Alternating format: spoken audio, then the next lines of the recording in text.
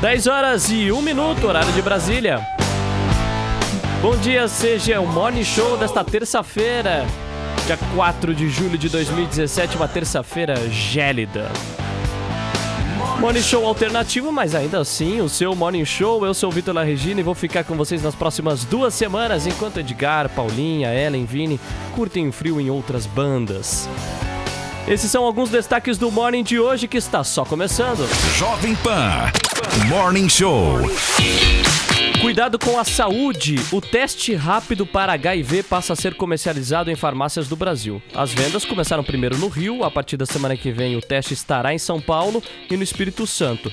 O produto chegará a todo o país até o fim de julho.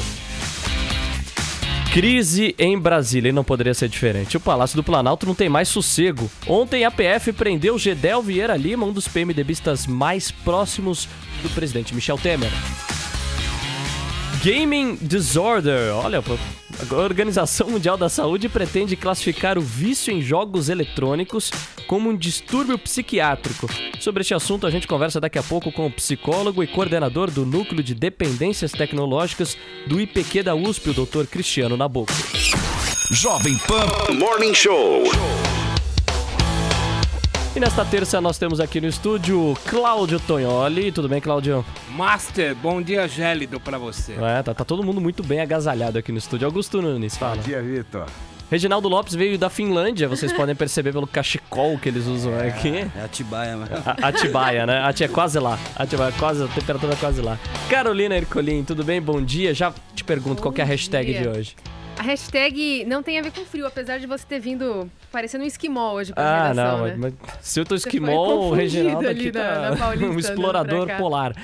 Isso que o Vitor vem andando, ele vai aquecendo no caminho, mas ele chega ainda bastante friorento aqui na redação. Ele conseguiu passaporte pra viajar, não tinha passaporte, eles deram pra ele.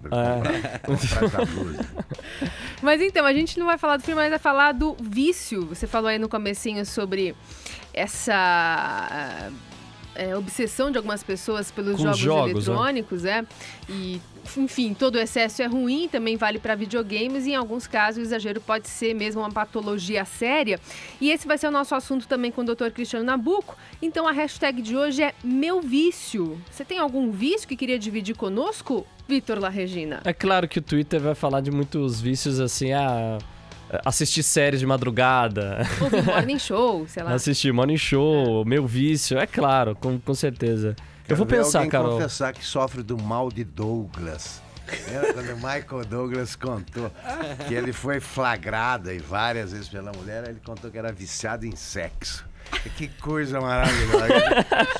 É vício. É vício. Casado com a Catherine Zeta-Jones, não era né? pouca coisa. Tá explicado. Mas lembrando que, né, o Bento XVI, antes de ser Papa, escreveu um papel, Augusto, falando que talvez o maior vício fosse a masturbação, que ele chamou de vício solitário e ato intrinsecamente desordenado. Pronto, Nossa. Isso é bonito chamar o vício assim. Belíssimo nome. Belíssimo nome. Quase Tem poético. algumas mais simples, pena que impublicável.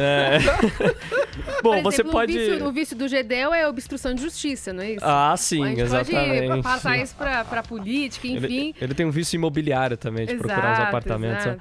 Bom, você pode participar pelo nosso WhatsApp também. Código 11 931 17 1009. Mande mensagem de áudio ou aquele vídeo com o seu comentário, a gente coloca aqui e pergunta, coloca aqui também para a bancada comentar. No mais, curta a nossa página no Facebook, JP Morning Show, nosso canal no YouTube, que é o youtube.com/morningshowjp.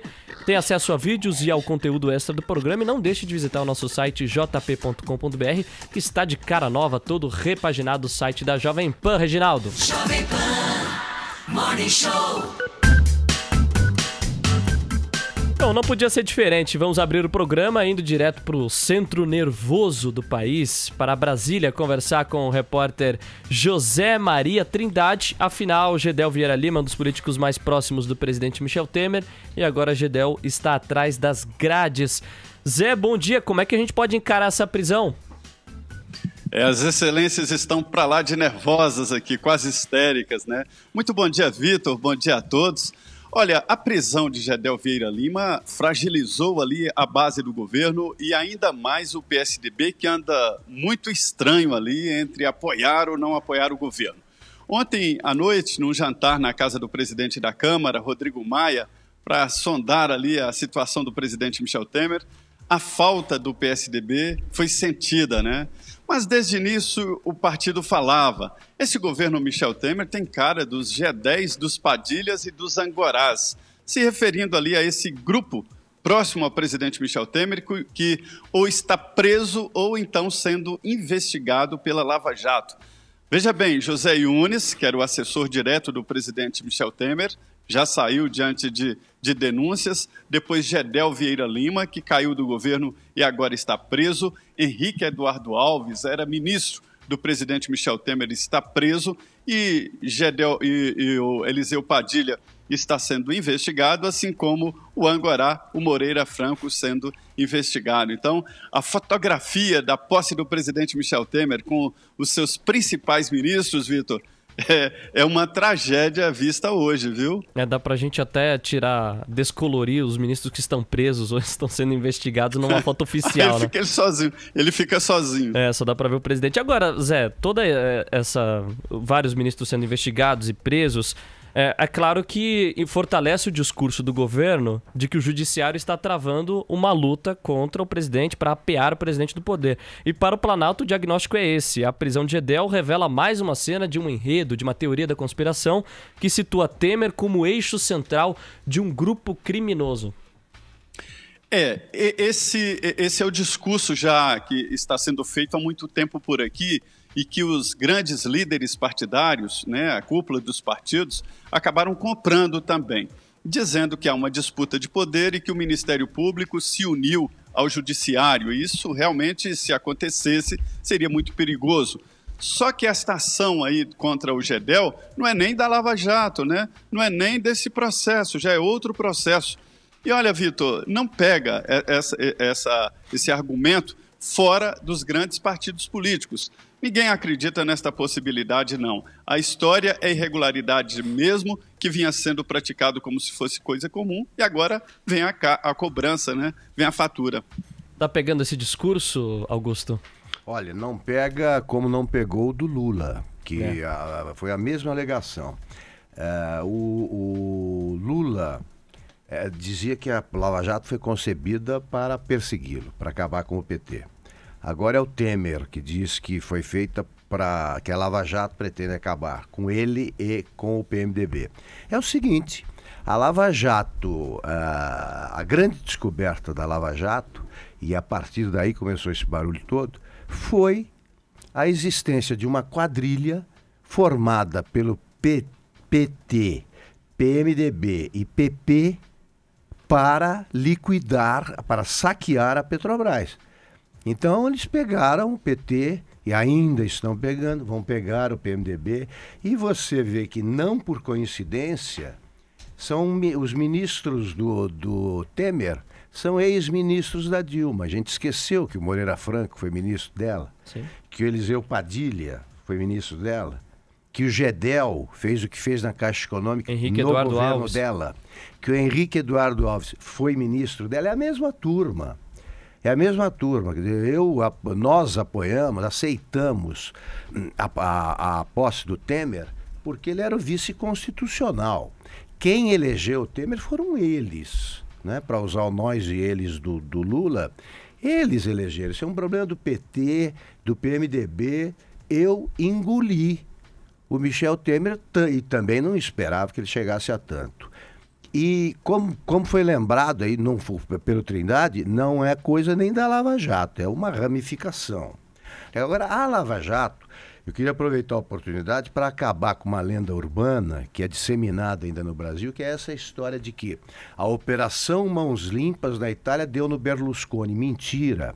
A interrupção da Operação Mãos Limpas é que deu no Berlusconi, porque os políticos conseguiram abortar a Mãos Limpas a certa altura, e aí os deputados fizeram a festa e deu no Berlusconi. Se ela tivesse ido tão longe como já foi e irá ainda mais a Lava Jato, nós não teríamos nada disso. Então a Lava Jato tem de ir até o fim E é uma bobagem você ficar ouvindo jornalista que calcula. Jornalista erra todos os prognósticos. Se cai o Temer é bom para o Brasil. Se fica o Temer é bom para o Brasil. Eu não sei o que é bom para o Brasil. Eu sei que é bom para a saúde moral do país cumprir a lei contra quem quer que seja. Agora, Tonholi, também parece que dá a impressão é que por mais que o governo lute e trave uma guerra contra a Lava Jato, contra as investigações, parece que o governo não vai ter sossego, né? Não vai por uma questão muito simples. Se você fizer um backwards, olhar um pouco para trás, a figura principal nisso é o doleiro Lúcio Bolonha Funaro. A gente tem uma série de ligações, vamos falar do caso Gedel, que é o pontual. A gente tem uma série de ligações telefônicas do Gedel para mulher, a Raquel, a mulher do Lúcio Bolonha Funaro, que é o doleiro do... Não, chega desse eufemismo, Augusto? Operador? Não, doleiro. Doleiro. Que operador? É igual chamar gari de engenheiro sanitário. Exatamente. Entendeu? A questão é a seguinte, tem mais. Quando o Eduardo Cunha foi preso, para quem que ele telefonou? Para o Gedel. Na sua carta de demissão, em novembro de 2016, o Gedel chamou o Temer do quê? Meu fraterno amigo. E tem uma coisa mais linda. É tão umbilical a ligação deles, que em 95, quando o Temer estava fazendo uma campanha para a presidência da Câmara pelo PMDB, ele estava preguiçoso, porque ele estava namorando a Marcela Temer. Aí o Gedel deu uma entrevista na época e falou assim: eu preciso atuar em nome do Temer porque esse senhor só é ousado nas conquistas. Então a ligação umbilical é tão grande que não tem como dissociar. Agora, que há um golpe legislativo, eu chamo de golpe legislativo na Lava Jato, claro que há. Vamos pegar um exemplo muito claro. O artigo 53 da Constituição diz que você só pode prender senador em delito flagrante. O Delcídio ficou 85 dias de cana. O Aécio não foi para cana. E nenhum dos dois foi pego em delito flagrante. E o Loures ficou 17 dias em cana. Quer dizer, quando ia contra o PT, havia uma certa celeridade do Supremo. Agora que tá pegando o PMDB, sobretudo, e vai pegar o PSDB, me parece que estão tirando o freio. Eu tô falando do Gilmar Mendes, então... Lava Jato de Brasília, né? A Lava Jato de Brasília. É isso aí. Do senhor Valisney. Bom, Carol, e tem, é claro, a preocupação com a denúncia no Congresso, né, Carol? Pois é, tem a escolha do relator lá na CCJ, Zé, e, não sei, o cão de guarda do Palácio, o Carlos Marum, tá na lista? Quem que a gente vai encontrar aí nesses próximos postulantes ao cargo, hein, Zé? Pois é, o presidente da comissão está colocando um basta ali, viu? O deputado que é do PMDB, o Rodrigo Pacheco, foi presidente da Ordem dos Advogados de Minas Gerais, e não é um desses políticos caninos, né, que a gente diz aqui que existem os cachorros e os gatos. Os cachorros são aqueles que mordem, né, e defendem, é o caso do Marum, e os gatos são aqueles que vão se acomodando governo a governo. Olha, recuperando aqui, o Gedel Vieira Lima foi chamado pelo ex-presidente Itamar Franco de percevejo de gabinete. Tanto que ele insistia em estar próximo ali do Palácio do Planalto e demonstrar poder, porque o poder se conquista ou realmente com poder, ou demonstrando poder, ou expectativa de poder. E Gedel entrou no governo Lula depois das primeiras derrotas do PT no Congresso. José Dirceu, com sua mente brilhante, chamou o presidente e disse: sem esse pessoal, sem esses profissionais, a gente não vai a lugar nenhum. Foi feito o acordo. E depois o PT descobriu, se abrir espaço no governo para roubar dinheiro e fazer política, por que não ir no principal, roubar o dinheiro e comprar votos no Congresso Nacional? Era melhor do que distribuir poder. É aí a origem do mensalão e agora do petrolão.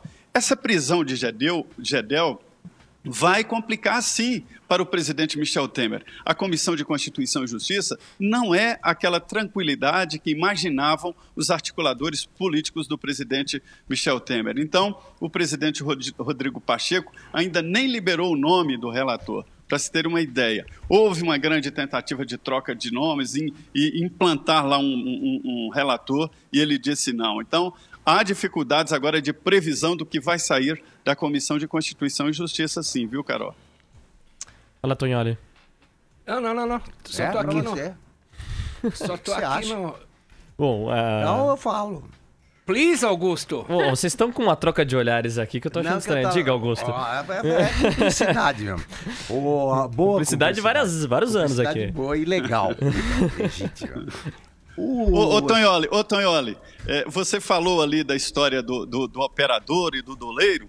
Eu acho, e eu tenho quase certeza de que a história da Lava Jato e de todas essas operações aí é o doleiro, tem que passar pelo doleiro.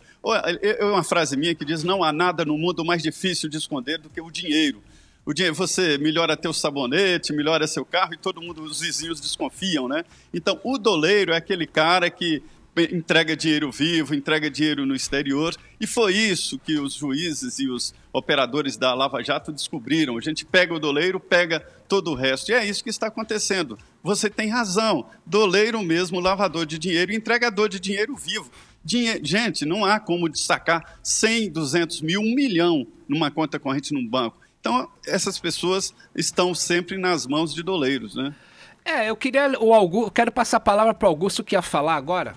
Não, se você quiser comentar, não tem problema. Eu só queria lembrar a inabilidade, a incompetência desses caras, que eu acho que isso é fruto da sensação de impunidade, para arrumar álibis ou para adotar determinadas cautelas elementares.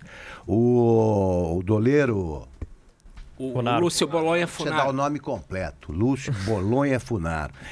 Esse cara ligou, ele apresentou como uma das evidências do esforço feito pelo GEDEL para obstrução da justiça, para ocultação de provas, o extrato dos telefonemas recebidos. Quer dizer, ele ligava todo dia para a mulher, o GEDEL ligava todo dia para a mulher do doleiro, para sondar ali, para saber se ele ia fazer ou não delação premiada. Quer dizer, o jeito não tem... A essa altura, os caras ainda não adotam cautelas elementares. Então, imagine o que eles não deixaram antes, e é isso que fundamenta os processos da Lava Jato. Se tivesse conversado antes, né, com o presidente falou: isso é perigoso. Isso, lembra? É perigoso. É melhor receber no palácio, no escurinho ali da madrugada. Olá, Regina. O mais criativo, né, Trindade, foi o Cabral, que usou como doleiro o Renato Chebach, que foi o presidente do Sindicato dos Astrólogos do Rio de Janeiro, e que, me desculpem o pleonasmo, não conseguiu para ele lucros astronômicos. Porque o doleiro, ele não costuma levar dinheiro daqui para lá, o doleiro. O doleiro, o jeito... que os doleiros fazem no mundo, que foi o jeito que o Maluf usou, os caras têm contatos e você faz um wire transfer, uma transferência a cabo, por palavra. Você liga lá na Europa e fala: ó, deposita tanto que eu fico te devendo tanto. Esses caras chegaram na mão gorda e agora começou o carro da Prosegur, usar o astrólogo. Então é uma forma de assalto, é o chamado assalto medieval, na mão gorda. Eles se dessofisticaram. O Maluf foi muito mais sofisticado, né? Na CPI do Banestado, isso ficou muito claro, né, Tonholi? Na CPI do Banestado ali, a história do dólar cabo. O dólar não vai e vem, ele se transforma em abstração. Eu te dou tantos dólares lá, fico te devendo, alguém tem que trazer, eu te dou o dinheiro aqui. Então, na verdade, ele se transforma num grande banco central, né, o doleiro. E o dólar não vai e vem, é apenas créditos. Exatamente. Eles foram mal no quesito roubo. José... nota não foi 10 no quesito roubo. Não. José Maria Trindade, ao vivo de Brasília, trazendo as últimas informações da capital federal. Valeu, Zé. Bom dia. É isso aí. Bom dia, Vitor. Bom dia a todos. Bom dia. 10h22. De volta com o Morning Show desta terça-feira, dia 4 de julho de 2017. E olha, vamos voltar a falar de política, trazendo para a bancada uma declaração do ministro Gilmar Mendes, do Supremo Tribunal Federal. Falando ao jornal O Globo, ele explicou aquela reunião que ele teve fora da agenda com o presidente Temer na terça-feira da semana passada. Gilmar classificou o encontro como absolutamente normal. Segundo ele, foi uma conversa na condição de presidente do TSE com o presidente da República e não de juiz e investigado. Questionado sobre o que ele acharia de um encontro entre Sérgio Moro e Lula, Gilmar afirmou que essa comparação é absolutamente imprópria, mas que não veria nenhum problema de o juiz Moro receber o presidente Lula ou José Dirceu. Normalidade está muito em discussão atualmente na República, né, Augusto? O que você acha? Daqui a pouco ele vai achar normal aparecer com toga, só de sem nada por baixo, na sessão do Supremo. Porque não tem limites, Gilmar Mendes. Não tem limites, tudo é normal. Olha, seria uma visão chocante da TV Justiça, isso, né? Olha, ninguém merece. A audiência da TV Justiça cairia. Ninguém merece esse tipo de nudez parcial, né? Podia ser uma figura mais atraente, digamos assim. Agora, o Gilmar Mendes, ele não tem o menor respeito pela lei, pela Constituição, por nada disso. É claro que basta ficar numa cláusula pétrea aí de qualquer democracia, separação dos poderes, não tem que misturar. Esse tipo de reunião ou você faz aí agendada, às claras, com pauta, ou não pode haver. Não pode haver. Por que isso não é divulgado? Não, e é bom lembrar também que o Gilmar considerou normal relatar uma denúncia contra o Aécio no STF, Aécio Neves, depois de um grampo realizado pela Polícia Federal, mostrar uma conversa entre o Gilmar Mendes e o Aécio Neves, e o Gilmar Mendes falando em ter deputados no Congresso, falando com deputados no Congresso. Ele topou aliciar o senador Flecha Ribeiro, do Pará, do PSDB, para votar em favor de uma tese do Aécio, que era para prejudicar, com aquela história de abuso de autoridade, para prejudicar investigações. Ele fez até isso. Então, olha, não há limites para o Gilmar Mendes. E aí, Master? Bom, endossando o que o Augusto falou, na psicologia você tem um termo para definir essas pessoas que fazem todo tipo de loucuras, ilicitudes ou inconstitucionalidades e acham tudo normal. Chama normótico. O normótico é o que dá uma norma do normal para todo tipo de apoteose mental, né? Agora, não adianta o ministro Marco Aurélio de Mello, por exemplo, falar que ele não levou o lance do Aécio à frente em nome da separação dos poderes, sendo que na vida particular ele junta os poderes. Onde existe juntar poder? Só existe na Sharia, na lei islâmica radical, que era dos xiitas, hoje é dos sunitas, em que igreja vira igual ao Estado. Esses caras estão transformando o Brasil numa Sharia. Exatamente isso. E olha só, quando você no Brasil aí do passado, lá pouco antes de 64, anos 50, 60 e tal, você tinha sempre o exército se movimentando para fazer o que não devia no campo da política. Agora é o Supremo. Agora é o Supremo que decide. Quer dizer, antes você sabia, naquela época, todo mundo sabia o nome dos generais que compunham lá o alto comando, os generais mais graduados, a gente acompanhava a lista, que dali sairia o presidente e tal. Agora, você sabe o nome dos juízes do Supremo. Em nenhum país do mundo a população acompanha a escalação do Supremo, porque não é necessário. E atualmente o brasileiro sabe a escalação do Supremo e não sabe a escalação da seleção brasileira. Também. Agora tá aprendendo. O Supremo não tem que ser conhecido. Se a gente fala que juiz de futebol, quanto menos aparece, melhor é a atuação, no Supremo é a mesma coisa. Você vai ficar... Você sabe, por exemplo, nos Estados Unidos, da Corte Suprema, que tal cara é conservador, tal cara é mais liberal, e ponto. E eles decidem. Imagine você não é nem tendo transmitida, né? algum processo contra o Trump e um juiz da Suprema Corte americana faz algum encontro desse tipo. Dança. Na Casa Branca. Dança, é impensável. Agora, aqui no Brasil, é o Brasil. Né? Ó, antes de ir para o intervalo, uma nota breve, mas vale pela graça. A coluna Painel do Folha de São Paulo informou ontem que o ministro Edson Fachin, que é o relator da Lava Jato no Supremo, tem tido um pouco de trabalho, né? Ele recebeu, na sexta-feira passada, a visita do bispo auxiliar de Brasília, José Aparecido Gonçalves de Almeida, para que o religioso foi, claro, benzer o gabinete do ministro. Eu acho que precisa tomar um banho de água benta aí? Bom, eu falaria o comentário do padre Quevedo. Isso não existe. Agora, eu quero dar aqui um bastidor que não é só o Fachin.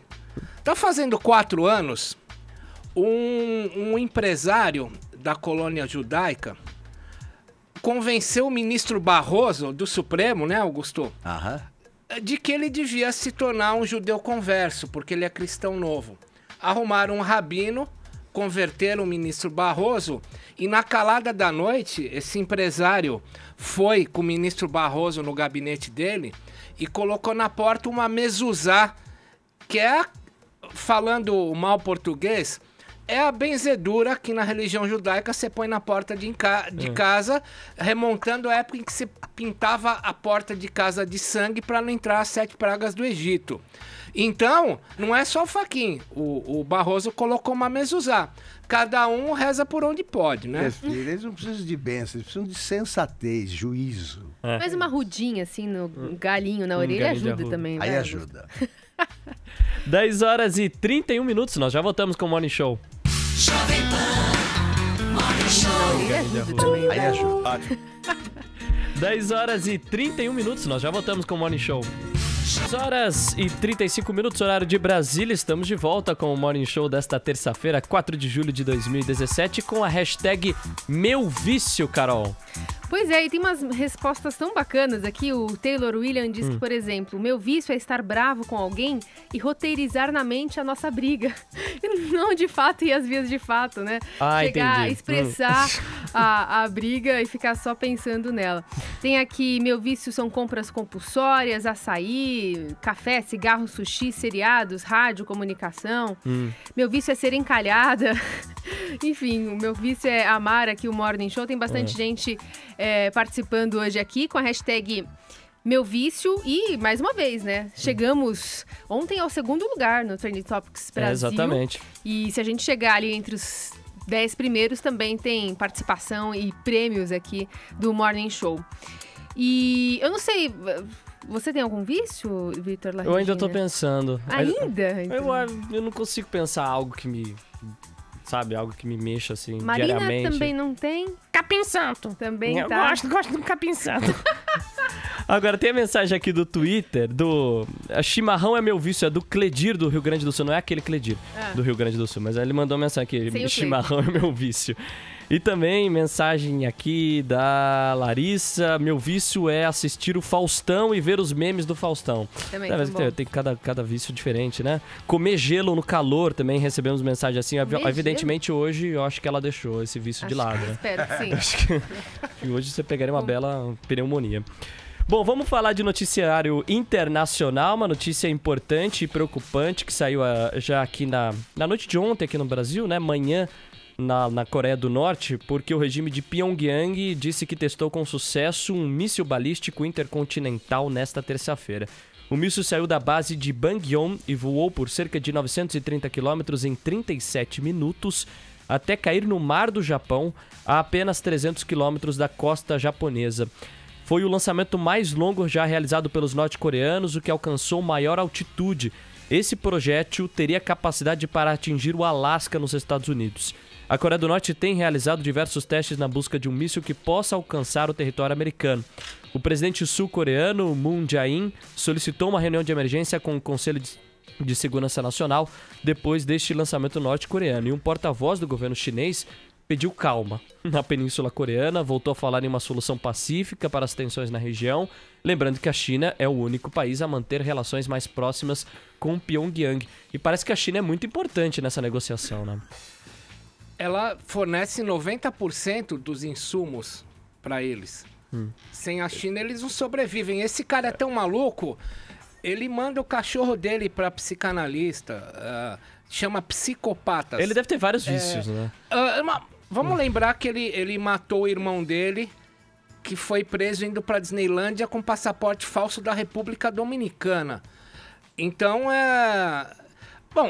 Todo mundo louco, né? tá todo mundo louco. Todo mundo, o irmão, ele, então, ali é perigoso. Mas a Coreia diz, né, ter lançado esse míssil. A gente não sabe ainda se realmente ele teve esse alcance, se de fato ele tem todos esses, oferece todos esses perigos, né? A gente tem que ainda... Agora, como lembrou o Tonholi, se a China pode paralisar a Coreia, acabar com essa brincadeira. Entra, já não tem mais, ajuda, acabou e tal, porque aquilo é uma ficção. Eu não sei se vocês assistiram aquele filme Adeus Lenin. A Coreia é o próprio filme Adeus Lenin. Vocês não assistiram? Você assistiu, Vitor? Qual? Adeus Lenin. Ah, sim, sim. É aquilo, quer dizer, o menino, não vou dar nenhum spoiler, não.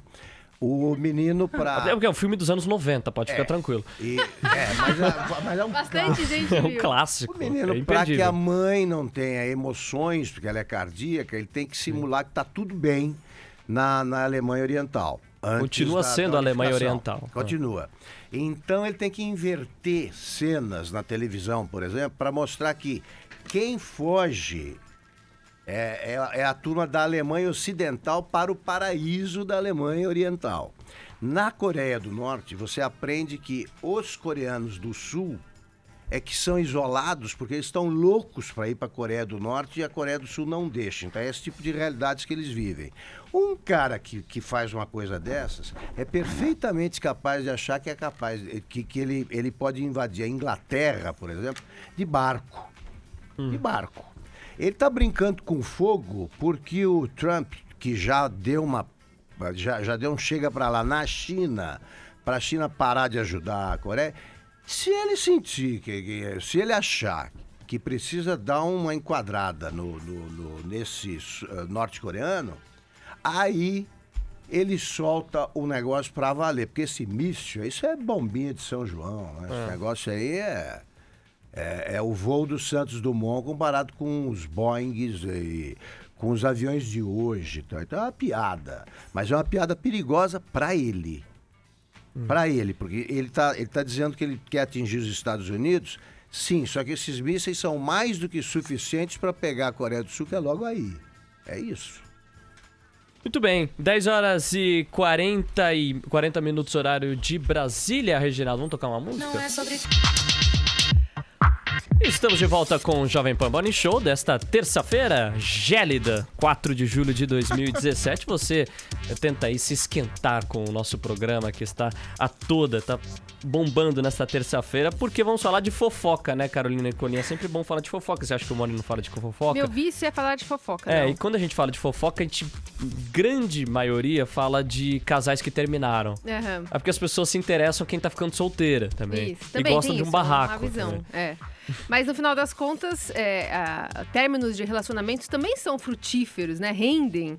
Por exemplo, a própria Ana Vilela, que começou a ganhar destaque nas redes sociais, acabou colocando um grande desafio aí, que foi fazer uma música, e no final das contas ela estourou essa música que a gente ouviu. Tô falando do término de Fiorella Mattei e Alexandre Pato, Isso. Carol. Boa. A modelo e atriz Fiorella Mattei anunciou na noite de segunda-feira o fim do namoro com o atacante Alexandre Pato, do Tianjin Quanjian da China. Tianjin Quanjian. Obrigado. Fala Carlos ao Aros contrário pediu para eu agora. repetir a pronúncia. E ela escreveu o seguinte no Twitter: torcendo pela felicidade do outro, resolvemos nos separar. Guardamos as boas recordações e o respeito pela nossa história. @Alexandre Pato, marcou, né, o coitado. Na sequência, Pato também se manifestou. Ele escreveu: 3 anos com ela. Hoje venho aqui comunicar que não seguiremos mais os mesmos caminhos juntos. Parece nota da Lava Jato isso aqui, né? Do outro lado, né? Do outro lado se explicando. Venho aqui comunicar veementemente. Bom, os dois começaram a namorar em novembro de 2014 e esse foi um dos relacionamentos mais longos do jogador. Os padrões do Pato durou bastante. Lembrando que o Pato já foi casado com a atriz Stephanie Brito. O casamento durou 9 meses. Ele já saiu com a Miss Brasil Débora Lira, já namorou a filha do chefe. No chefe aqui é o filho do Silvio Berlusconi, né? Ele namorou a Bárbara Berlusconi enquanto ele jogava no Milan. Que é um relacionamento bastante arriscado, né? Jogar com o filho do chefe. Chama Gavião, virou não titular Pato. absoluto, né? Virou titular, assim, incontestável. E esse é o mais um final de relacionamento que nós tivemos aí no mundo dos famosos de Pato e Fiorella Mattei. É um dos mistérios do futebol, né? O cara tinha tudo quando surgiu para ser um craque. Todo mundo apostou nele e nada. Mais uma notinha aqui rápida antes de a gente fazer uma entrevista. Olha, será que o crime compensa no Brasil? A coluna da Mônica Bergamo da Folha de São Paulo, eu sei que o Tonelli já quer responder essa pergunta. O delator premiado Wesley Batista, irmão de Wesley Batista da JBS, foi e voltou de primeira classe aos Estados Unidos no fim do mês passado. A passagem de ida e volta da United Airlines custa R$30 mil. Só lembrando que investigações da Polícia Federal indicam que um frigorífico recebeu mais de 8 bilhões de maneira irregular do BNDES. E com essa mega injeção de recursos, acabou virando uma das maiores empresas do ramo de alimentos do mundo. Tem muita gente questionando ainda a delação da JBS e vale questionar, né, Tonelli? A questão é a seguinte, eu também estendo essa questão ao Augusto. Pelo Código de Processo Penal e pela lei da delação premiada, você não pode outorgar benefícios para aquele que é chefe de quadrilha. Então você ficou lá um slapback, um ping-pong, para um entregar pro outro quem é o chefe de quadrilha. Então os caras estão falando assim, o Janot fala, o Joesley merece virar um globetrotter, viajar o mundo todo, da hora que quiser, porque ele não é o chefe da quadrilha. Se ele não é o chefe da quadrilha, por lógica, quem seria? O Temer. A pergunta que eu queria estender ao Augusto é o seguinte: como é que a gente vai conseguir diferenciar quem ofereceu a grana e quem pediu? Onde é que está a saída para isso? Eu acho que é a grande discussão que se põe no Brasil. O seguinte, o chefe da quadrilha é o Lula, né? O chefe da quadrilha que é responsável pela liberação de financiamentos absurdos do BNDES que garantiram a transformação da JBS num gigante, né, em que se transformou. Agora, é por isso que eu chamo de meia delação premiadíssima essa que ele fez com o Janot. Pelo seguinte, ele não contou nada do outro lado. Ele passou anos convivendo com o Lula. Ele entre 2005 e 2012 é que se deu a explosão da JBS com a incorporação de vários gigantes aí de outros setores, e ele não tinha nada, ele nunca conversou, ele não se ofereceu para gravar nenhuma conversa com o Paulo Camoto, nada. Então é metade, é uma coisa dirigida. Ele só fala de metade da quadrilha, se você considerar que compõe uma quadrilha só, o PSDB e o PMDB, o PT e o PMDB. Agora, nada sobre o Lula, nada sobre o BNDES, ele nunca conversou com o Luciano Coutinho? Não dá, né? Pois é. É difícil. E nós recebemos aqui no estúdio do Jovem Pan Morning Show desta terça-feira, Carlos Aros Falaros. Como é que você tá? Tudo certo, Vitor. Tranquilo? A OMS planeja classificar o vício em jogos eletrônicos como um distúrbio psiquiátrico. Por enquanto, somente a compulsão por jogos de azar, bingo, caça-níquel, está na lista de doenças da entidade. E é claro que há essa preocupação agora com os jogos eletrônicos bombando e videogames e Playstations é claro que as pessoas estão preocupadas em relação a isso, né? É um pleito antigo dos especialistas que chamam a atenção para essa onda dos jogos, especialmente porque quando se pensa em videogame, a primeira imagem que vem é a do console. E esse é um erro, porque hoje o videogame está na palma da tua mão. Quantas pessoas você não vê por aí no metrô, nas ruas, tá no restaurante, o pessoal tá jogando, né, Candy Crush celular aqui. E por aí vai no celular. Então o acesso a esses games ficou muito mais fácil, se a gente for pensar que todo mundo praticamente tem um celular. Então as pessoas estão em contato com os jogos sem que elas percebam que estão em contato. Muitas vezes o pai aponta o dedo pro filho e diz assim, você não sai da frente dessa televisão, desse videogame. Mas o pai não percebe que de algum modo ele repete aquele movimento com o próprio celular jogando ali. Então o que os especialistas já discutem há algum tempo é isso, é como classificar esse transtorno para que ele possa receber a devida atenção e o encaminhamento correto para o tratamento. Alguém que eu sempre procuro e converso sempre sobre esse assunto, em geral, para falar sobre o comportamento quando atinge as crianças, já muitas vezes falei com o Dr. Cristiano Nabuco sobre isso, é justamente o Cristiano Nabuco, que é psicólogo. Ele coordena o programa de dependências tecnológicas do IPQ, no Hospital das Clínicas, e ele está em contato com a gente para nos explicar um pouco isso, como é que funciona essa nova classificação, o que muda basicamente no tratamento. Bom dia, doutor Nabuco. Como estão todos?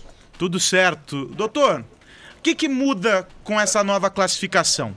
As pessoas passam a perceber que o problema de fato existe, ele ganha um nome pomposo dentro da medicina, e aí agora elas vão procurar mais ajuda. O que mudou? Olha, vamos lá. O que a gente tem observado é que, de uma maneira geral, o uso da tecnologia como um todo, ele vem se fazendo presente de uma maneira quase que irrestrita, e isso não é de hoje. Desde 1996, quando nós abrimos o ambulatório, nós recebemos já uma quantidade imensa de pessoas que vêm buscando auxílio, primeiro, para uso, né, para orientação própria, e segundo, para os seus próprios filhos. A grande questão que você coloca, que eu acho importante a gente mencionar, é que a tecnologia ela invadiu de uma forma tão intensa nas nossas vidas que nós perdemos a noção do que seria sensato, né? Quando você menciona, por exemplo, a questão dos pais, né, a quantidade de gente que eu vejo, por exemplo, nos restaurantes, os filhos de um lado, né, mexendo nos tablets, nos telefones, os pais do outro. Então, parece que a vida digital ela entrou na nossa realidade de uma maneira tão silenciosa que as pessoas sequer se deram conta da gravidade disso. Só para concluir, já temos algumas pesquisas que mostram, por exemplo, que quanto mais precocemente você entrega essa tecnologia para as crianças, por exemplo, né, maior será o atraso no desenvolvimento da linguagem. E, de uma forma ou de outra, o que a gente observa é que os pais têm um olhar muito benevolente, até glamuroso, ao falar, nossa, meu filho mexe com a tecnologia, mas ninguém sabe, na verdade, quais são os efeitos que isso vai gerar a médio e longo prazo. Alguém quer... Eu tenho uma pergunta. Vai lá, Tonholi. Doutor, a questão é a seguinte, eu gosto muito daquele neurologista português que o pessoal aponta como o maior do mundo, o Antônio Damasio, e ele escreve num de seus tantos livros uma coisa que me deixou muito curioso e eu queria perguntar para você. Ele diz que, segundo ele, o impulso digital no córtex cerebral produz a mesma emoção que produziria o impulso real. Isso é verdade, doutor? Olha, o que acontece é o seguinte, o nosso cérebro, ele é uma estrutura que ele vem sendo desenvolvida ao longo aí desses milhares de anos, né? E as necessidades biológicas que nós temos ainda são as mesmas dos nossos antepassados. O que isso quer dizer, né? Isso quer dizer que quando eu, por exemplo, vivo uma determinada situação, né? Por exemplo, atravessar uma rua ou fazer qualquer atividade que exija a troca, né? A interação com o meio, ela vai ativar certos circuitos, vamos dizer assim, que são muito parecidos com aqueles que são ativáveis quando eu participo de um jogo de videogame, ou simplesmente quando eu fecho os olhos e imagino esta cena. Vamos lembrar que muitos atletas de alta performance, eles treinam de olhos fechados, imaginando como que seria a atuação durante a competição. Isso responde, então, à sua pergunta, que, na verdade, quanto mais eu me debruço sobre a vida eletrônica, mais a vida digital se torna a minha realidade presente. Ou seja, mais eu me afasto daquilo que normalmente a vida exigiria. O que eu quero dizer com isso? Na vida real eu me frustro, eu tenho que fazer essa entrevista aqui com você, eu tenho que pensar rapidamente numa resposta, você numa pergunta, ou seja, essa presença de espírito, essa rapidez, ela não é muitas vezes encontrada na vida digital. Você vai falar, Cristiano, mas como não? O indivíduo está jogando. Sim, lá de uma forma ou de outra eu posso consertar os meus erros, eu posso criar uma imagem melhorada de mim. Se eu não estou satisfeito, eu vou lá simplesmente desligo. Então isso vai criando, né, de uma maneira geral nos jovens, uma intolerância à frustração, fazendo então com que essa geração digital, que é essa geração que cresceu já e vive sob a batuta aí de alguma mídia digital, se torne uma geração muito mais egocentrada e criando, na verdade, uma série de problemas familiares, educacionais e inclusive no trabalho quando chegam nas corporações. Carol. Doutor Cristiano, tem até um livro que saiu recentemente nos Estados Unidos, do psicólogo social Adam Alter, que em português se traduziria a Irresistível à Ascensão da Tecnologia que Vicia. E ele fala do poder que a tela, né, dos smartphones especialmente, tem em relação ao ser humano, que, enfim, a gente fica realmente viciado nesse contato que a gente tem rotineiro com as tecnologias. E aí tem uma menção também, por exemplo, nas últimas entrevistas que Steve Jobs deu, de que ele negou, aliás, ele afirmou que não deixava os filhos ter acesso muito precocemente a iPhones ou iPads, né? Dando a entender que ele sabia de alguma coisa que a gente não sabe e que ele evitava essa introdução precoce dessas tecnologias às crianças porque poderia causar algum tipo de dependência ou, enfim, alguma coisa que a gente não vai saber nunca mais. Mas o fato é que essa tecnologia, ela é feita para criar uma certa dependência. É um modelo de negócio que se sustenta. Você precisa de espectadores para estar lá alimentando essa indústria tão grande.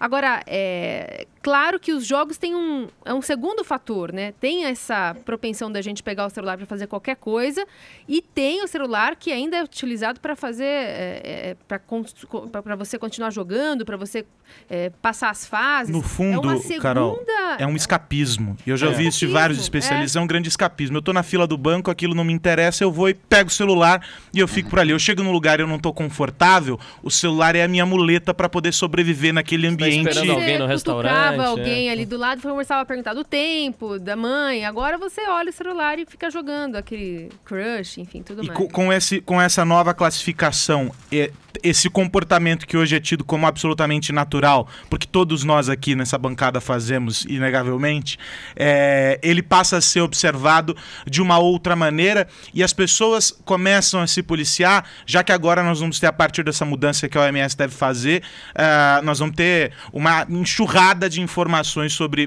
o tema que vão nos alertar sobre os problemas, doutor, ou não? É uma visão muito otimista minha? Olha, na verdade é importante que a gente destaque que o CID-10, né, que é o que está sendo agora colocado em pauta, que é a inclusão da Internet Gaming Disorder, ele, na verdade, ele vem com um pouco de atraso perto daquele manual americano que a gente chama DSM-5. Né? O DSM-5, que é utilizado muito mais nos Estados Unidos, ele já inclui o jogo pela internet. Muito embora nós, da comunidade científica, tenhamos ficado muito frustrados, porque, na verdade, o jogo pela internet ele é a ponta de um iceberg. Você tem aí o vício em redes sociais, você tem o vício em sites eróticos, você tem o vício em compras, você tem uma série de plataformas que, de uma maneira ou de outra, têm a capacidade de alienar o indivíduo da vida concreta. Então, eu vejo, obviamente, ainda que tardio, mas com bons olhos, a inclusão dessa nova categoria na CID, no sentido de que isso começa, de uma forma ou de outra, a ajudar a população, não só a população leiga, mas os profissionais de outros locais, a entenderem que existe um contorno, sim, psicológico e psiquiátrico de problemas. Quando a gente fala de uso de videogame, talvez vocês mesmo aí da bancada, o ouvinte fala, mas qual é o problema, né? Eu posso jogar um pouquinho e isso não tem o menor problema. Eu lá atrás eu jogava futebol de botão, ou eu jogava pebolinho, ou eu jogava o pinball. Sempre houveram jogos, sim, sempre houveram jogos. A grande diferença é que hoje, na verdade, esse tipo de aplicativo, ele permite com que você tenha uma atuação muito mais ativa do que aquela que existia no passado, onde eu simplesmente tinha que reproduzir as necessidades e as normas do jogo. Hoje não. Hoje eu posso criar conchavos, criar times, e isso tem feito com que os jovens, principalmente, que é a grande fonte de preocupação nossa, principalmente dos 10 aos 15 anos, isso mexa muito com a autoestima deles, né? Muitos pacientes que eu atendo, eles dizem assim para mim, olha, doutor, mais importante do que o próprio jogo é aquela barra inferior que eu tenho ali, onde eu posso conversar com as pessoas. Sugerindo, então, que, na verdade, é como se o videogame, além de mexer com a questão da autoestima, né, a gente sabe que eles são feitos, que nem foi mencionado aí, né, eles distribuem muitos pontos no início para que isso possa fazer você se sentir mais poderoso e aí alimentar esse círculo vicioso, mas eu entendo, na verdade, que essa vida digital, videogames como um todo, ela está servindo, na minha opinião, como uma grande cola social. É como se as pessoas começassem, então, a diminuir um pouco o senso de isolamento. E quando eu falo em vício em videogames, não é você ficar 1 hora, 2, é você ficar 40 horas ininterruptas, 50 horas ininterruptas. Tem um paciente que eu sempre conto, que ele foi quem nos procurou lá na psiquiatria, que a mãe dizia, olha, meu filho ele não sai mais do computador, ele chega a ficar 2 dias, 3 dias, ele abandonou a escola, ele urina na calça, ele evacua na calça, porque ele não quer parar de jogar, porque cada vez que ele joga e ganha pontuação, isso fornece um grau de reforço pessoal que nada na vida oferece. Então, nós estamos, na verdade, lidando com uma questão que é muito importante, e eu vou dizer, é muito severa. As pessoas ainda não se deram conta da gravidade dos problemas. Dr. Cristiano Nabuco, coordenador do Programa de Dependências Tecnológicas do Instituto de Psiquiatria do Hospital das Clínicas, obrigado pelo bate-papo aqui no Morning Show. Até a próxima, um abração. Agradeço, um abraço. Obrigado, doutor. Obrigado, Carlos. Valeu, gente. Um abração para vocês. Valeu, Reginaldo, 11:02. 11 horas e 8 minutos, horário de Brasília. Este é o Morning Show desta terça-feira, dia 4 de julho. Carol, a nossa hashtag de hoje, meu vício. Bombando! Mais uma vez, já chegamos no Trending Topics daqui, somos o 4º lugar hoje. Maravilha, hein? Que sucesso. Vício, meu vício infernal, sabe qual é? Qual? Onicofagia. E seria? Roer unha. Ah, tem nome pra isso? Tem. Então... Tava pensando aqui qual eleger dentre os meus vícios, eu admiti. Então eu sou o Reginaldo é um cara que presta muita atenção nisso. Ele passa assim na minha mesa e olha assim, deixa eu ver essa semana, como é que tá? Deu uma melhorada. Deu uma melhorada, tá vendo? E aí você vai e tal. Mas a gente tem que falar também as coisas que são boas e ruins. Tem muita gente falando, meu vício é pentear o cabelo e fazer escova ficar bonita, meu vício é... Mas tem que falar as outras coisas também. Né, presidente Michel Temer? Olha, meu vício é mexer a mão, eu gosto muito de mexer a mão.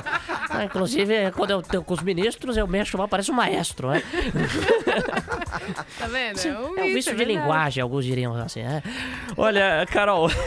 E até o fim aqui do programa, então a gente elege o melhor e tá valendo então já um prêmio pro hashtag meu vício. Manda um zap também, WhatsApp 931171009 com o seu vício aqui, a gente coloca no final do programa. E no meu vício também é falar com o Rodrigo Viga, todo dia eu tenho que falar com ele.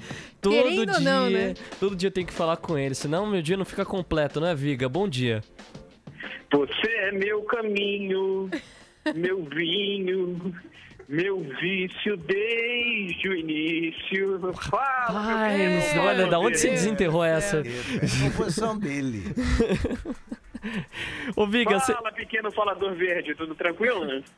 Pequeno falador do quê? Verde. Pequeno falador verde. Ô, Viga, você vem com uma história hoje aqui, um caos no mínimo inusitado. Tem a ver com essas seguintes palavras: barraco, socialite e lava-jato. Já combina tudo com o Rio de Janeiro, né, Viga? Fudúncio, Panzé, Quiprocó. Isso. Você gosta, né? Você gosta desse meu dicionário de rua, né? Enfim, eu tava ouvindo até a música agora há pouco aí, tem até uma paródia aqui no Rio de Janeiro, que eu tava ouvindo a garotada cantar essa música que eu tava trazendo aí em inglês, aí o menininho não sabia cantar e fez uma seguinte versão: mamadeira de cerveja é gostosa pra caramba. É mole ou o que mais? Enfim, meu caro... Mas é a pura verdade, viu, La Regina? É isso que a molecada canta quando não domina o idioma. Isso aconteceu, esse barraco aí, envolvendo uma socialite, que foi parar, inclusive, na Lava Jato. Eu explico por quê. Os assuntos, eles andam em paralelo, mas caminham, eu posso dizer assim, praticamente juntos, porque aconteceu recentemente em um hotel aqui de luxo, 5 estrelas, que foi reinaugurado. Tenho certeza que o Augusto, a turma toda, já ouviu falar no Hotel Nacional, que lá na década de 80, 90, hospedava o circo. Estão gritando aqui do meu lado, me desconcentrar. O circo da Fórmula 1. Pois bem, é um hotel que fica em São Conrado, de frente para a praia, tem uma vista linda, maravilhosa, mas depois que a Fórmula 1 foi para São Paulo, ele caiu em decadência, chegou até fechar, ficou anos e anos fechado, foi a leilão recentemente, passou por obras e reabriu com uma nova bandeira. Pois bem, essa socialite, não sei se você conhece, Bia Aidar, ela estava hospedada no hotel essa semana com algumas amigas, enfim, resolveu chamar um colega, ou até jornalista, Alex Lerner, para visitá-la. Quando o Lerner chegou na recepção do hotel, o gerente e o funcionário disseram: nananina não, aqui neste estabelecimento não tem essa de visita, não tem essa de atendimento, de menu, cardápio, book, isso, aquilo não, tem que pedir autorização prévia. Ela disse que quando deu a entrada no hotel, quando fez o check-in, não sabia dessa exigência, desse limite, desse tipo de restrição. Dizem as más línguas, quem estava lá no lobby do hotel acompanhando todo o barraco, que ela desceu com bob no cabelo, ao ser avisada pelo telefone que seu amigo Lerner não poderia subir, desceu com bob no cabelo, ainda de avental, e fez um quiprocó, uma bagunça, um fudúncio danado. Não satisfeita, a empresária resolveu acionar o seu advogado, que é nada mais, nada menos do que Antônio Carlos de Almeida Castro, conhecido como Cacai. O Cacai tem amigo todos, né?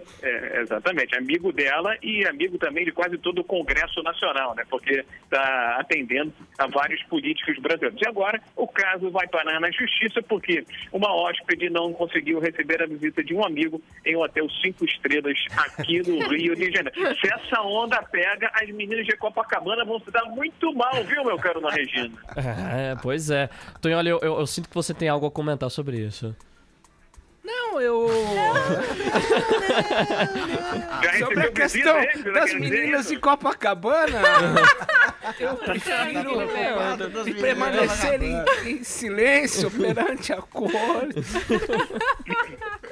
Tem foto, hein, Tonholi? Cuidado, hein? Tem registro, hein? Ai, meu Deus. Impressionante. E você sempre... farisaísmo tremendo, né? E a relação com a Lava Jato é em relação ao advogado Cacai. Claro. O Cacai, é o amigo do Congresso, né? Tá defendendo todos e mais um pouco, né? O Cacai já é um personagem da história brasileira, né? Ele tá envolvido em tudo, né? Ele tá defendendo Deus e o mundo aqui no Brasil. A minha tese é o seguinte: se você tem, conforme o advogado que você contrata, não precisa nem ser julgado, você é culpado. Quem contratava o Márcio Tomás Vassi não precisa nem julgar, é culpado. Porque eu só contrataria um advogado assim se eu tivesse muita culpa no cartório. O Cacai é um deles. Contratou, pode condenar. Viga, fique em paz aí, bom descanso, bom trabalho. Controla tudo aí, Viga. Fica tranquilo. Agora tem que saber se o político cai ou não cai, né, meu caro La Regina? Grande abraço. Boa, Viga. Tem os drones aí, não? 11 horas e 12 minutos, horário de Brasília. De volta com o Morning Show desta terça-feira, hora de polêmica no programa. Estudantes da USP se reuniram ontem à noite no MASP para fazer um ato em favor das cotas estudantis. A USP possui hoje cotas apenas para estudantes da rede pública. O que os manifestantes pedem agora são as cotas étnico-raciais. O protesto foi organizado pelos grupos estudantis Porque a USP Não Tem Cotas, Movimento Levante Indígena na USP, Núcleo de Consciência Negra e o Diretório Central Estudantil Livre da USP. Bom, Tonholi, o que você acha do movimento? Bom, a primeira coisa, eu estava vendo depoimento de uma professora de antropologia da Faculdade de Medicina da USP, que admitiu as cotas pela primeira vez, e ela fez a seguinte análise: você colocar cotas, tá dando 8% de cotas na Faculdade de Medicina, você colocar cotas é como, segundo ela, é como você dar uma aspirina para quem tem câncer. É necessário fazer uma transição, porque necessariamente quem vem de cota não vai vir das melhores escolas, mas vai vir das melhores notas de escolas medianas.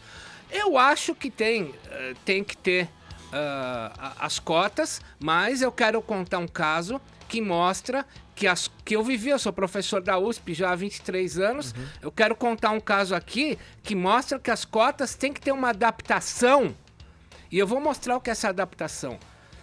Veio um aluno, Augusto, de uma cota de um país africano, de Angola, e esse cara, ótimo repórter, negro, queria fazer uma matéria, Vitor, sobre uma reportagem sobre mulheres que fizeram denúncias porque eram assediadas no metrô. Ele foi um ótimo repórter. Ele pegou o boletim de ocorrência, pegou os dados, um aluno de cotas, tá bom? Foi atrás do assediador e me traz a seguinte matéria: defendendo cegamente o assediador. Aí eu pergunto, por quê? E ele me respondeu no seu melhor português. Mas, professor, ele não estava em boas relações conjugais com a sua esposa, passou um fim de semana bebendo uísque, tomou 2 pílulas azuis, no caso Viagra ou essas coisas, a mulher não compareceu, ele entrou no trem da CPTM e estava lá uma baixinha se esfregando nele. Não lhe sobrou outra alternativa. Você sabe como eu fui entender a versão dele? Ele vinha de uma tribo em que era muito comum o cara ter 50 mulheres e praticar esse tipo de assédio. Outra cultura. Ele não teve nenhum tipo de adaptação. Eu pergunto, o sistema de cotas trará adaptações não tão radicais como a que eu relatei, mas trará adaptações? Aí que tá, não trará, porque a adaptação, os professores não têm tempo para isso. Eu sou contra cotas, porque isso aí é você tentar remediar um negócio que precisa de é isso que você falou, é a pílula para uma aspirina para quem tem câncer. O problema é que você tem de melhorar o ensino público, porque eu só estudei em escolas públicas e fiz vestibular sem fazer cursinho. Não era nenhum gênio, não, é pelo ensino, a qualidade do ensino. E entrei na Faculdade Nacional de Direito, que era o que eu queria. Nenhum problema. Agora, eu sou de classe média. Aí pega o cara, assim, que é mais pobre. Aí esse sujeito tem uma cota e ele vai entrar. O ensino dele foi de má qualidade.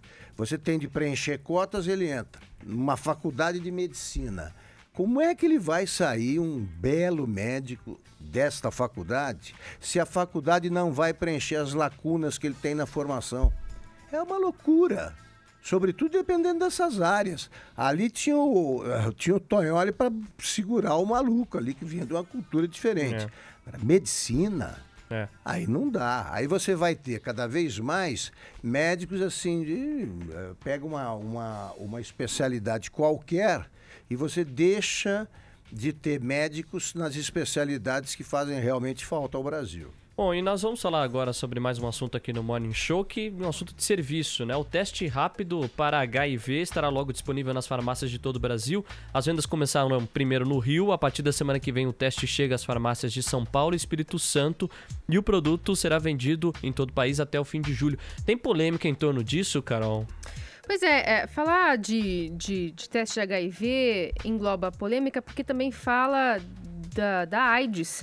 E esse teste, ele vem no embalo de algumas outras medidas que estão sendo tomadas, inclusive adotadas pelo SUS.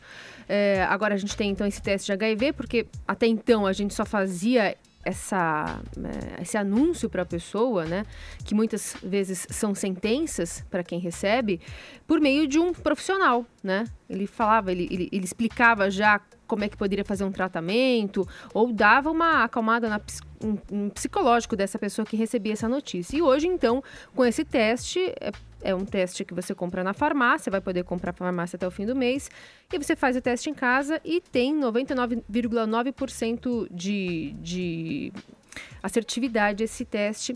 E a gente já tem aqui na ponta da linha o Dr. Jean Gorstein, que é infectologista do Hospital Emílio Ribas, para ajudar a gente a digerir essa notícia. Tudo bem, doutor? Tudo bem, Carol. Tudo bem, amigos do Morning Show. Bom, qual que é a opinião do senhor em relação a isso? Não ter um médico para passar adiante essa informação que muitas vezes cai como uma bomba para quem recebe.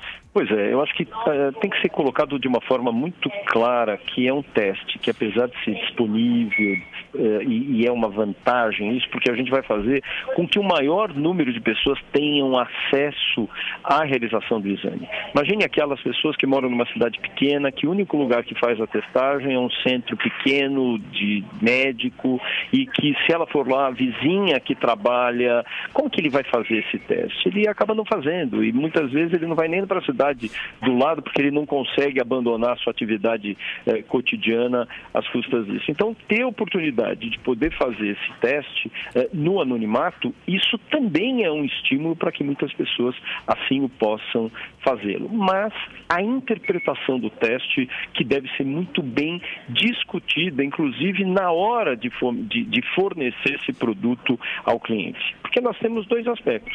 Nós temos desde o aspecto que é o falso positivo e o aspecto que é o falso negativo. Quando a gente fala de o falso positivo, como é um exame, como mesmo você falou, Carol, extremamente sensível, ele dá 99% de sensibilidade, ele consegue detectar anticorpos, que são células de defesa, que são produzidas especificamente, mas ela pode eventualmente detectar células de outras, essas células, esses anticorpos de outras doenças, por exemplo, de hepatite B, de hepatite C, de pessoas, por exemplo, que tomaram nos últimos 90 dias a vacina da gripe, que produzem anticorpos contra o vírus da gripe e que realmente fazem o que nós chamamos de reação cruzada. Portanto, eu tenho aí um falso positivo. Agora imagine um cidadão na sua casa, na sua tranquilidade de fazer um teste, quer dizer, o teste já não gera tanta tranquilidade e ele vem e faz um falso positivo. Qual é a reação? Óbvio que o próprio fabricante dispõe telefones do fabricante, assim como do próprio Ministério, a auxiliar essa pessoa. Mas, lógico, aquele acaloramento que é dado por ocasião da sua presença num centro de referência é muito diferente. Então, isso que gera uma certa preocupação. Então, por um lado, que nós temos a tranquilidade de poder socializar, fazer com que o maior número de pessoas tenha acesso ao teste, eu tenho esse viés, ou mesmo aquele indivíduo que realmente recebe e aquilo está absolutamente certo. Qual é a sequência no ponto de vista de amparo desse paciente? Por outro lado, nós também temos o falso negativo. O teste é sugerido que seja feito a partir de 30 dias após uma relação duvidosa ou que tenha havido ruptura do preservativo, mas nós sabemos que de uma resposta individual da produção dessas células que nós falamos, anticorpos, uma produção lenta e gradual, geralmente em 30 dias eu tenho uma quantidade suficiente desses anticorpos para positivarem o teste. Mas algumas pessoas não fazem em 30 dias. Podem fazer em 60, podem fazer em 90 ou mais tardiamente, até 120 dias.